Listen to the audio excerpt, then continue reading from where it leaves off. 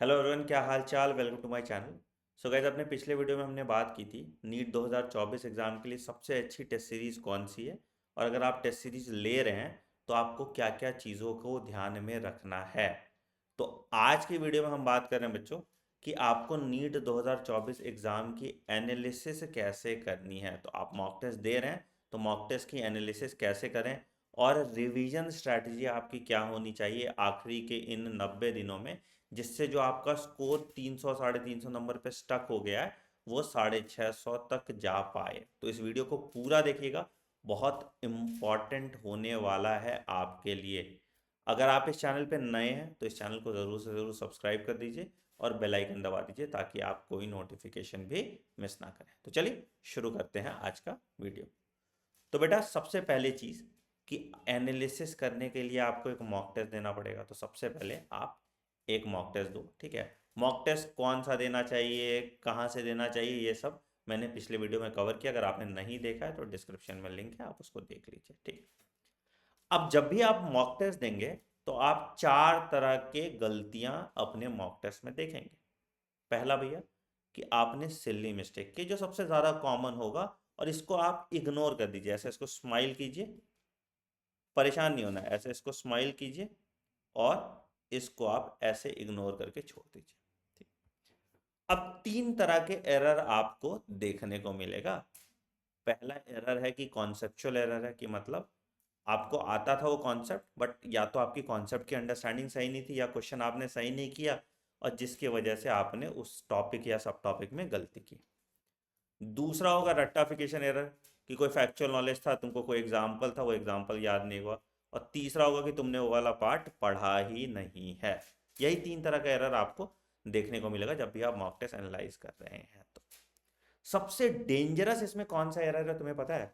इसमें से सबसे डेंजरस जो एरर है कि आपका कंसेप्चुअल एरर, मतलब आपके फंडे हिले हुए हैं। रट्टाफिकेशन एरर तो ठीक है, तुम्हें याद नहीं था, तुमने देख लिया क्वेश्चन, अब आगे से तुमको याद रहेगा। डिड नो भी ठीक है, तुम्हारा सिलेबस ही कंप्लीट नहीं था तो तुमने वो टॉपिक पढ़ा ही नहीं था तो तुम्हें नहीं बना। बट ये कॉन्सेप्चुअल एरर जहां दिखे, मतलब यहाँ पे आपको अपने सिस्टम को रीबूट कर लेना है, मतलब ये पूरे कॉन्सेप्ट को नए सिरे से पढ़ना है। तो सपोज मान लो कि काउंटर करंट मैकेनिज्म का क्वेश्चन मुझसे नहीं बन रहा, मैंने काउंटर करंट मैकेनिज्म पहले कहीं पढ़ा था, तो मतलब मेरे कॉन्सेप्ट हिले हुए हैं, तो मुझे वो कॉन्सेप्ट पूरा फिर से पढ़ना है। उसके बाद उसकी एनसीईआरटी रीडिंग फिर से करनी है, और उसके बाद उस सब टॉपिक के 50 क्वेश्चन या कुछ उससे मिलते जुलते सब टॉपिक के 50 क्वेश्चन फिर से लगाने, तभी ये कॉन्सेप्चुअल एरर का पाप मेरे सर से जाएगा। तो ये बिल्कुल ध्यान रखना, ये एकदम रेड अलर्ट है। जनरली आपका सिलेक्शन जो नहीं होता वो इसी कारण से नहीं होता है, ठीक है। रट्टाफिकेशन एरर है तो कोई दिक्कत नहीं है सर, आप उस टॉपिक को एक बार रिविजिट कर लीजिए और उसको अपने मिस्टेक नोटबुक में रख लीजिए। डिंट नो तो भैया आपने पढ़ा ही नहीं है तो आपको नहीं पता है, तो आप उसको पढ़िए और अगेन उस टॉपिक को आप डाल दीजिए अपने मिस्टेक नोटबुक में। बट कॉन्सेप्चुअल एरर में आपको एक एडिशनल स्टेप है कि आपको उस कॉन्सेप्ट से रिलेटेड 40 से 50 क्वेश्चन सॉल्व करने चाहिए, जिससे उस कॉन्सेप्ट पे आपका पूरा कमांड हो जाएगा। तो जब आप 50 मॉक टेस्ट देंगे तो आपके कम से कम 100-150 कॉन्सेप्ट दुरुस्त हो जाएंगे, और टोटल 100-150 कॉन्सेप्ट ही ऐसे होते हैं जिसमें लोग फंसते हैं। तो इवेंचुअली आप 100% एक्यूरेसी के साथ काम करने लगेंगे, एंड इससे आपका हर मॉक टेस्ट में नंबर इंक्रीज करते जाएगा। तो जैसे सपोज मान लो कि आपने अभी 300 नंबर ला रहे हो मॉक टेस्ट में, धीरे धीरे धीरे धीरे 300 से 450 का जंप आप बहुत जल्दी लोगे, फिर 450 से 550 का जंप थोड़ा स्लो होगा, और 550 से 650 का जंप जो है वो बहुत रो रो के होगा। मतलब हर टेस्ट में आपके 8 नंबर बढ़ेंगे, 10 नंबर बढ़ेंगे, 15 नंबर बढ़ेंगे, ऐसे रो रो के आपके नंबर बढ़ेंगे। तो आपको पैनिक मोड पे नहीं जाना है। आप 50 मॉक टेस्ट जब दोगे तो आप 50 मॉक टेस्ट देने के बाद 300 से 650 के स्कोर तक पहुंच जाओगे, ये मेरा गारंटी है अगर आप इन स्टेप्स को फॉलो कर रहे हैं तो। अब कुछ चीजें आपको ध्यान में रखना है बेटा जब आप मॉक टेस्ट दे रहे हैं। तो पहली चीज, बहुत लोगों को मैंने देखा है एक एक चैप्टर का टेस्ट बना के देते हैं बेटा, वो पॉइंटलेस चीज है। आप चैप्टर वाइज टेस्ट अलग इंडिविजुअल सब्जेक्ट का लीजिए, मॉक टेस्ट बना के उस टेस्ट देने का कोई फायदा नहीं है। तो हमेशा जब भी टेस्ट दें आप या तो यूनिट वाइज टेस्ट दें और या तो फुल सिलेबस मॉक टेस्ट दें, और इसमें भी ये बाइफर्केशन रखिएगा कि आपका 20% टेस्ट ही यूनिट वाइज हो और 80% टेस्ट ही फुल सिलेबस हो। 80% टेस्ट आपको फुल सिलेबस में देना चाहिए। जितना फुल सिलेबस आप टेस्ट दोगे उतना ज़्यादा अच्छी एनालिसिस आपकी हो पाएगी। ठीक है। दूसरा, लोग क्या गलती करते हैं कि मॉक टेस्ट वो रोज एक एक दे देंगे, बट मॉक टेस्ट का एनालिसिस नहीं करेंगे और मॉक टेस्ट के अराउंड रिवीजन नहीं करेंगे। तो बेटा मैंने एक रूल बनाया था अपने स्टूडेंट्स के लिए, आप भी उसको फॉलो कर सकते हैं। तो आपको ऑल्टरनेट डे मॉक टेस्ट देना चाहिए। जैसे आपने मंडे को एक मॉक टेस्ट दिया, ट्यूसडे खाली रखो, वेडनेसडे को एक मॉक टेस्ट दिया, थर्सडे खाली रखो, फ्राइडे को एक मॉक टेस्ट दिया, सैटरडे खाली रखो, और संडे को पूरा क्यूमुलेटिव जो भी आपने सप्ताह भर पढ़ा या जो भी आपने सप्ताह भर गलती की उसको एनालाइज करो। तो ये पूरा प्लान जब आपका काम करता है तो बहुत गजब का रिवीजन होता है आपका। ठीक है। मॉक टेस्ट का टाइम स्लॉट हमेशा 2 से 5 बजे के बीच का रखना। ओएमआर शीट और ऑफलाइन टेस्ट ही देना, ऑनलाइन टेस्ट आपके किसी काम का नहीं होता। और अगेन जैसा कि मैंने बताया, हर मॉक टेस्ट को जितना टाइम आप मॉक टेस्ट सॉल्व करने में लगा रहे हैं उतना ही टाइम मॉक टेस्ट की एनालिसिस को दीजिए। जितना डीप लेवल का आप डायग्नोसिस करेंगे, जितना डीप लेवल का आप एनालिसिस करेंगे, आपके नंबर बढ़ने के चांसेस उतने ही ज़्यादा होंगे। तो please please please follow the strategy that I have given below. ठीक है। अब दूसरे पार्ट के वीडियो पे आ जाते हैं कि सर हमारा रिवीजन स्ट्रैटेजी अब से क्या होना चाहिए। ठीक है। एक बहुत बड़ा बड़ा सा मैं एक चीज़ लिख रहा हूँ, ध्यान रखना, थोड़ा कंट्रोवर्शियल ओपिनियन है बट ये हमेशा काम करता है। अगर आपका सिलेबस एक बार ख़त्म हो गया है तो उसके बाद आपको रैंडम थ्योरी नहीं पढ़नी। ठीक है।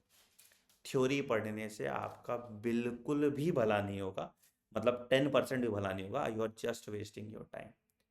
क्या करना चाहिए सर? हमको इसको रिवर्स करना चाहिए, मतलब एनसीईआरटी बेस्ड क्वेश्चन आप ले लीजिए। ठीक है। जिसमें हर एनसीईआरटी की लाइन कवर है, दुनिया भर की बहुत स्टैंडर्ड किताबें हैं जो आपको यहाँ पे मिल जाएगी। अगर नहीं है तो मेरी टॉप 10,000 क्वेश्चन की किताब है फिजिक्स बायो की, 5,000 क्वेश्चन की किताब है फिजिक्स की, 5,000 क्वेश्चन की किताब है केमिस्ट्री की, आप वहाँ से ले सकते हैं। ठीक। अब टॉपिक वाइज क्वेश्चन करने के बाद जो जो थ्योरी की लाइन आप मिस कर रहे हो या जो जो थ्योरी की लाइन में आपकी गलती हो रही है उसको अब आप लिखो मिस्टेक नोटबुक। जब आपने टॉपिक वाइज टेस्ट कंप्लीट कर लिया तो आप एक चैप्टर वाइज मॉक टेस्ट देंगे, और चैप्टर वाइज मॉक टेस्ट अगर आपने 80% एक्यूरेसी के साथ दे दिया तो आपकी नैया पार हो जाएगी, मतलब वो चैप्टर आपका कंप्लीट हो गया है। और ये जो अगेन बचे हुए 20% है इसकी भी थ्योरी आप डाल लो मिस्टेक। तो ये आपका पहला रिवीजन होता है, ये आपका दूसरा रिवीजन होता है। ठीक है। तीसरा चीज जो आपको ध्यान में रखना है कि repeated revision of frequently asked topic. तो बोलोगे सर ये क्या होता है फ्रीक्वेंटली आस्क्ड टॉपिक्स, कैसे पता चलेगा? कुछ नहीं करना। 10 साल का पीवाईक्यू जब आप करोगे तो आप देखोगे कहाँ से सवाल पूछे जा रहे हैं। तो एक चैप्टर में मुश्किल से 2 से 3 पेज होगा जहाँ से सवाल पूछे जाते हैं। तो उस पीवाईक्यू के बेसिस पे आप इस फ्रीक्वेंटली आस्क्ड टॉपिक को फिर से पूरा पढ़ोगे 2-3 बार। ठीक है। तो ये आपका तीसरा रिवीजन होगा। ठीक है।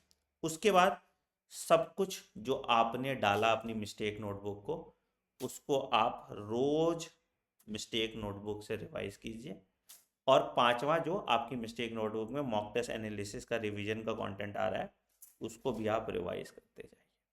ये 5 रिवीजन अगर आप लूप पे रिपीट करते रहेंगे तो आपका स्कोर धीरे धीरे इम्प्रूव करता जाएगा और आपको थ्योरी पढ़ने की ज़रूरत नहीं पड़ेगी। मैं अगेन बार बार ये रिपीट कर रहा हूँ बेटा, थ्योरी से किसी का सिलेक्शन नहीं होता है। इस बात को जितनी जल्दी आप समझेंगे उतना अच्छा आपका प्रिपरेशन होगा।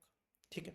चल मैं आपको बता देता हूँ कि अगर आप एक मॉक टेस्ट खरीदना चाहते हैं अच्छा क्वालिटी का, ठीक है, या अगर आप एक क्वेश्चन बैंक लेना चाहते हैं तो हमारा बेटा आप फंडा बॉक्स ऐप पे जा सकते हैं। फंडा बॉक्स ऐप या वेबसाइट है अपनी www.fundabox.in। ठीक है। तो यहाँ पे आपको फिजिक्स केमिस्ट्री बायोलॉजी, जब आप देखोगे ये मॉक टेस्ट पे आप जाओगे तो यहाँ आपको देखो फिजिक्स केमिस्ट्री बायोलॉजी तीनों के मॉक टेस्ट आपको मिल जाएंगे 999 रुपीज़। मॉक टेस्ट कह रहा हूँ मतलब क्वेश्चन बैंक, ठीक है। और मॉक टेस्ट भी अगर आप परचेज करना चाहते हैं तो मॉक टेस्ट भी यहाँ पे NCERT based mock test series ये 499 का, ये आपको 20 मॉक टेस्ट प्लस OMR घर पे डिलीवर किया जाता है। और देखो इसमें आपको सब कुछ है, जैसे मॉक टेस्ट 1 है तो फिजिक्स, केमिस्ट्री, बॉटनी, जूलॉजी, यहाँ पे आपको मॉक टेस्ट का सॉल्यूशन थ्योरी के फॉर्म में मिल जाता है, ठीक है।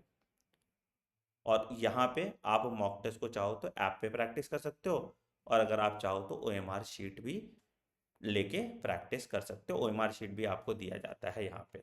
दूसरा, यहाँ पे आपको हर मॉक टेस्ट का वीडियो एनालिसिस भी है, ये लर्न पोर्शन दिख रहा है आपको, हर मॉक टेस्ट का वीडियो एनालिसिस मिल जाता है, ठीक है। क्वेश्चन बैंक में भी जब आप हमारे जाओगे तो क्वेश्चन बैंक में भी जब आप देखोगे तो यहाँ पे आपको देखोगे तो क्या है भैया, आपको टॉपिक वाइज क्वेश्चन मिल जाता है, ठीक है। उसके बाद आपको एग्जाम ड्रिल मिलता है, फिर आपको NCERT एग्जाम्पलर मिलता है और PYQ मिलता है। तो क्वेश्चन बैंक भी कंप्लीट वन स्टॉप सॉल्यूशन है। तो दोनों आप खरीद सकते हैं, 999 का क्वेश्चन बैंक का कॉम्बो होगा, 499 का आपका मॉक टेस्ट का कॉम्बो होगा। अगर आपको मेरा काम अच्छा लगता है बच्चों तो इस चैनल को ज़रूर से ज़रूर सब्सक्राइब कर देना, वीडियो को लाइक करना और बेल आइकन दबा देना ताकि आप कोई नोटिफिकेशन मिस ना करें। कुछ और हेल्प चाहिए, कुछ और क्वेश्चन है तो कमेंट सेक्शन में मेंशन कीजिए, मैं उस पर भी वीडियो बनाने की कोशिश करूँगा। Thank you.